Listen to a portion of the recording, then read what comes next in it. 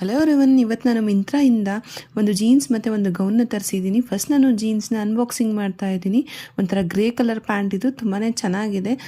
ನೋಡೋಕ್ಕಂತೂ ತುಂಬಾ ಚೆನ್ನಾಗಿದೆ. Full of pockets ಇದೆ. ನನಗಂತೂ ತುಂಬ ಇಷ್ಟ ಆಯಿತು. ಈಗ ವಿಯರ್ ಮಾಡಿ ನೋಡೋಣ ಯಾವ ಥರ ಕಾಣಿಸುತ್ತೆ ಅಂತ ಹೇಳಿ. ನೋಡ್ತಾ ಇರ್ಬೋದು, ಈ ಥರ ಕಾಣಿಸ್ತಾ ಇದೆ. ನಾನು ವಿಯರ್ ಮಾಡಿರೋ ಟಾಪು ಝೂಡಿಯೋಯಿಂದ ತಗೊಂಡಿರೋದು. ಈ ಜೀನ್ಸ್ಗೆ ನಾನು 664 ಪೇ ಮಾಡಿದ್ದೀನಿ. ತುಂಬಾ ಕಂಫರ್ಟೇಬಲ್ ಆಗಿದೆ. ತುಂಬ ಕ್ವಾಲಿಟಿ ಅಂತೂ ತುಂಬಾ ಚೆನ್ನಾಗಿದೆ. ಪಾಕೆಟ್ಸ್ ಇರೋದು ನನಗೆ ತುಂಬಾ ಇಷ್ಟ ಆಯಿತು. ಇದೇ ಥರದ್ದು ನಾನು ಈಗಾಗಲೇ ಒಂದು ತರಿಸಿದೆ, ಅದಕ್ಕೋಸ್ಕರ ಬೇರೆ ಕಲರಲ್ಲಿ ತರಿಸಿದ್ದೀನಿ.